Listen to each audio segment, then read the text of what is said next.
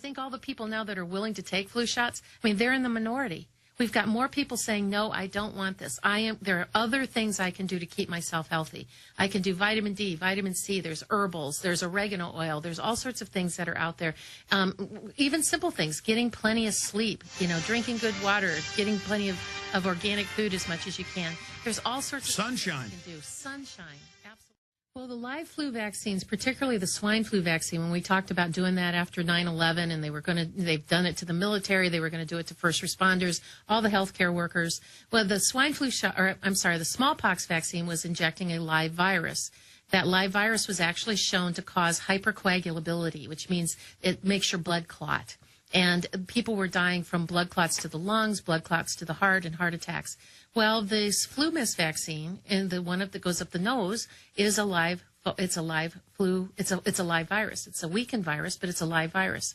Injecting all of these flu shots into the body can do that. And I really think that there's a lot of information that's going to be coming out. It's the new ploy that the vaccine industry is doing. I mean, first they used to say you had to vaccinate so you wouldn't get sick. And then they said, well, you've got to get vaccinated so you can protect everybody around you.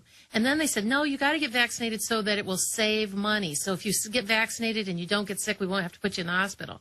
And now they're saying, well, we know all these vaccine reactions are going to happen. So we're going to look at populations and find out what the baseline incidences of having things like Guillain-Barré and heart attacks. And so when we start having flu vaccines that happen and people are getting sick from them, well, we've already got the statistics to say that it can't be the flu shot. It has to be something else.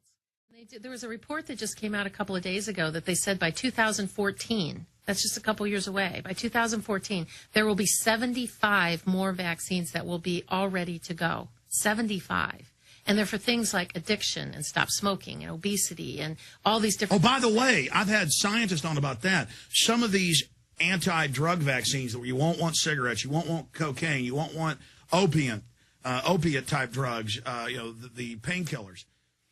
They admit that it's a virus that goes in and actually attacks some of the receptors and gives you a type of lobotomy.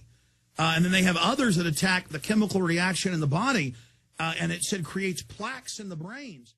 It's like all that humans have become is a repository for the products of the pharmaceutical industry. Whether that product is a vaccine or a drug or some other type of chemical, we are a repository for that. And how much more can we actually keep putting in and putting in and putting in before we have it's one big bio-experiment that breaks everybody's health down, and we just can't live. We just can't survive that.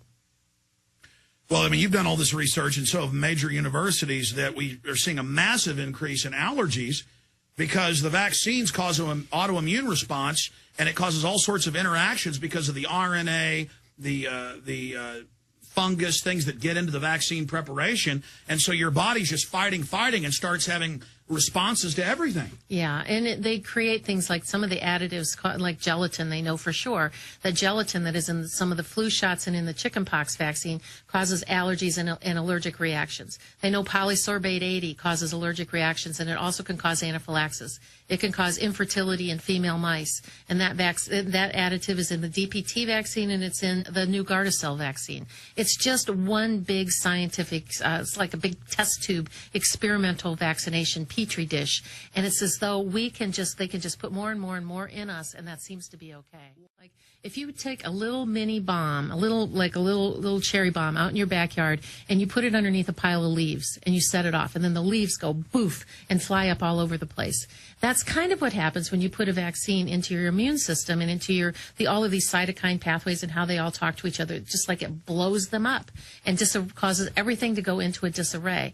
We can't keep doing this with impunity. We just can't. Because our body's meant to have small amounts of things they beat, not injected directly into it, a whole witch's brew of venom. The new mantra and the new argument in the vaccine world particularly about mercury is when they say that you can get more mercury out of eating a can of tuna fish than you can from getting an injection in the vaccine. That's their new little soundbite to try to dismiss all of it. And we got the CFR clip where they said, we're going to use this, and we're going to say there's a shortage. Exactly. And they laugh about it, manipulating us. Yeah, they do.